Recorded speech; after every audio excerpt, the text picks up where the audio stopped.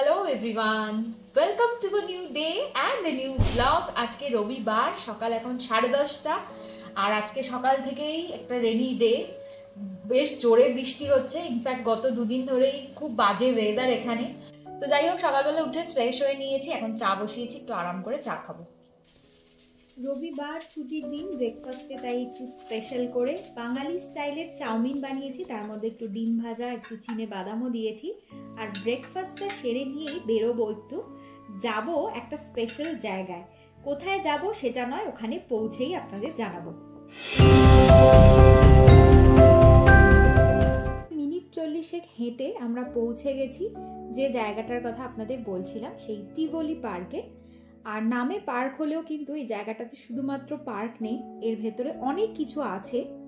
এই জায়গাটা আগে একজন প্রাইভেট ওনারের ছিল, প্রায় 12 একর জমির ওপর এই জায়গাটা রয়েছে। আর এখানে এসে কিন্তু চোখটা একদম জুড়িয়ে যাচ্ছে, চারিদিকটা এত সবুজ, গাছপালা, মাঠ, সব কিছু নিয়ে। তো যাই হোক, এই ব্রিজটা পেরিয়েই যেটা চোখে পড়লো সেটা হচ্ছে এই ক্যাসেলটা। এটাকে বলে টিভোলি ক্যাসেল। তো এই ক্যাসেলটা কিন্তু ভেতর থেকে খুবই সুন্দরভাবে সাজানো রয়েছে, যদিও এটা সবসময় পাবলিকের জন্য ওপেন থাকে না। জায়গাটা অপূর্ব, তাই না? খুবই সুন্দর জায়গা, দারুণ জায়গাটা। মানে আমরা জানতামই না, শুনেছিলাম যে এখানে এরকম একটা পার্ক আছে টিভোলি, সবাই বলতো, বাট আমরা ভেবেছিলাম অন্যান্য নর্মাল পার্কের মতনই বোধহয় হবে, কিন্তু সত্যি জায়গাটা খুবই সুন্দর। আর চারিদিকটা সবুজ একদম, বৃষ্টি যেহেতু একটু আগেই হয়ে গিয়েছে, খুবই ভালো লাগছে, মনে হচ্ছে এখানেই বসে থাকি বেশ কিছুক্ষণ।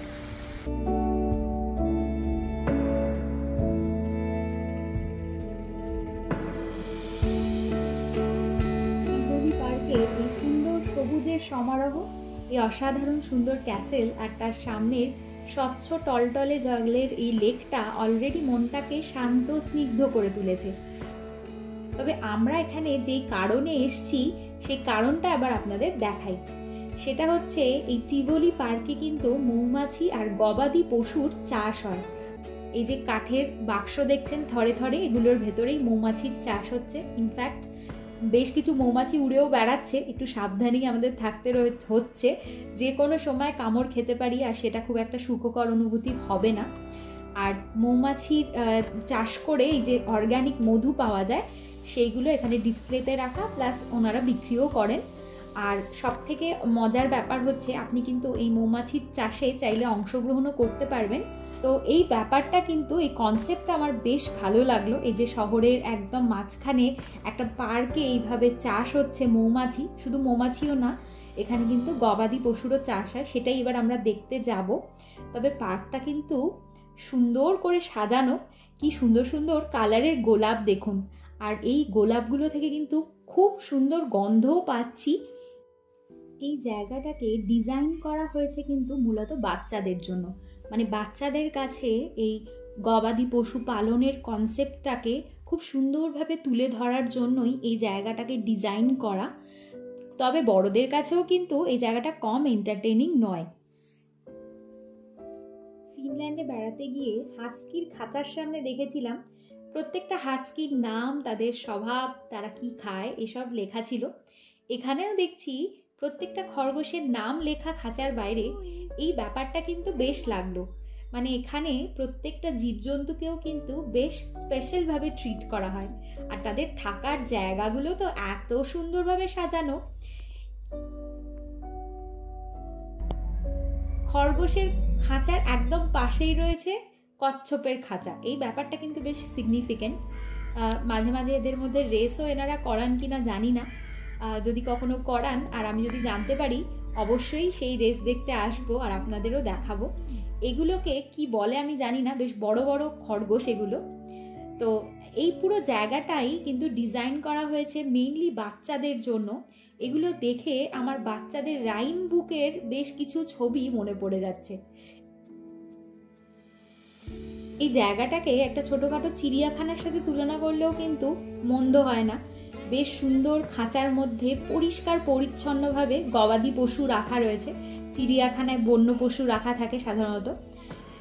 এই দেশে কিন্তু, মানে বেলজিয়ামে, বিশেষ করে এই ফ্লেমিশ পার্টটাতে মুরগি, হাঁস এবং ছাগলের মতন কিছু গবাদি পশু যেগুলো আমাদের দেশে বেশ সহজলভ্য, সেগুলো কিন্তু এখানে এন্ডেঞ্জার্ড স্পিসিস বলে ধরা হয়, মানে ধরুন লুপ্তপ্রায় যেগুলোকে আমরা বলি। তো সেই কারণেই হয়তো এত যত্ন করে এগুলোকে এখানে সংরক্ষণ করা হয়।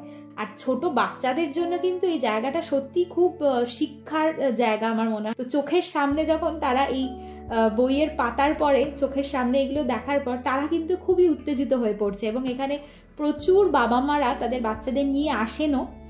আর এই বিশাল বড় বড় মুরগির খাঁচার মধ্যে একজোড়া ময়ূরও কিন্তু দেখতে পেয়েছি।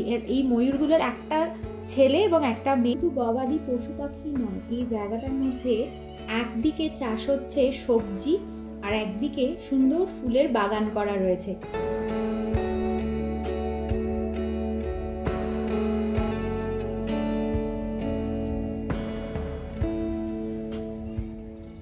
এই প্রপার্টিটা আমরা যতটা ভেবেছিলাম তার থেকে অনেক অনেক বড় এবং অনেক কিছু রয়েছে, মানে যত রকমের ফার্ম অ্যানিমাল প্লাস মানে পোষ্য যেরকম থাকতে পারে আর কি, অ্যাপার্ট ফ্রম কুকুর বেড়াল সবই কিন্তু এখানে আছে। আর আমি রিয়েলি খুব সারপ্রাইজড হয়ে গেছি, ওই জায়গাটার ব্যাপারে জানতামই না, তো বেশ ভালো লাগছে ঘুরতে। এখানে চাষ হচ্ছে নানা ধরনের স্পাইসেস বা মশলার, আর এখানেই কিন্তু শেষ নয়, বিশাল বিশাল এনক্লোজারের মধ্যেও কিন্তু নানা ধরনের গবাদি পশু রাখা। বাচ্চারা যে এখানে আসলে কি খুশি হয় সেটা ওদের এক্সপ্রেশন দেখলেই বোঝা যায়। তো যাই হোক, নেক্সট খাঁচায় আমরা দেখা পেলাম এনার, আর তার খাঁচার বাইরে দাঁড়িয়ে এই দুজনে একেবারে উত্তেজনা তুঙ্গে। তো যাই হোক, আমরা নেক্সট খাঁচার সামনে এলাম, আর এখানে একটা অদ্ভুত দর্শন পাখির দেখা পেলাম। খুব জোরে জোরে অদ্ভুত একটা সুরে ডাকছে, তবে এটা যে কি পাখি ঠিক ঠাউর করতে পারলাম না।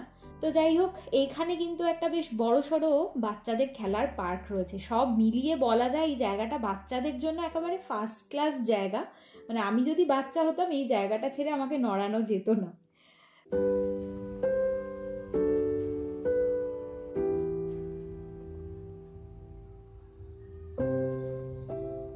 এবার আমরা এলাম ডি ফর ডঙ্কি, বা আমরা যাকে বাংলায় বলি গাধার এনক্লোজারের সামনে। আর এই দেখুন, বেশ বড় সড়ো একটা বাড়িও করে দেওয়া রয়েছে ওর জন্য, যাতে রোদ জল বৃষ্টি থেকে বাঁচতে পারে।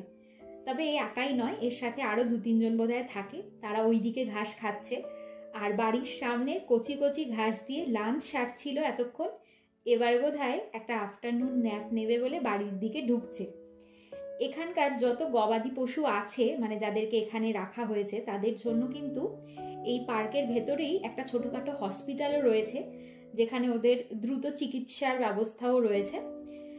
এটাও আছে এখানে ভেড়া, এটা এখানকার খুবই কমন গবাদি পশু। এখানে প্রচুর ভেড়া আছে, মানুষজন পোষেনও ভেড়ার উলের জন্য বলুন বা ভেড়ার মাংস এখানে খুবই প্রচলিত। আর রয়েছে এই জিনিসটি, এর নাম আমি জানি না, ছোট্ট ছোট্ট ঘোড়ার মতন দেখতে, তো খুবই কিউট দেখতে এগুলোকে। আর এটাই লাস্ট এখানকার গবাদি পশু যেটা এখানে রয়েছে, তো এটা দেখেই আমরা বেরিয়ে যাব। আর ব্লগটা আজকে এখানেই শেষ করছি। ব্লগটা কেমন লাগলো আমাকে জানাবেন। ভালো লাগলে লাইক, কমেন্ট আর অবশ্যই চ্যানেলটাকে একটু সাবস্ক্রাইব করে দেবেন। ভালো থাকবেন, সুস্থ থাকবেন, দেখা হবে পরের ব্লগে।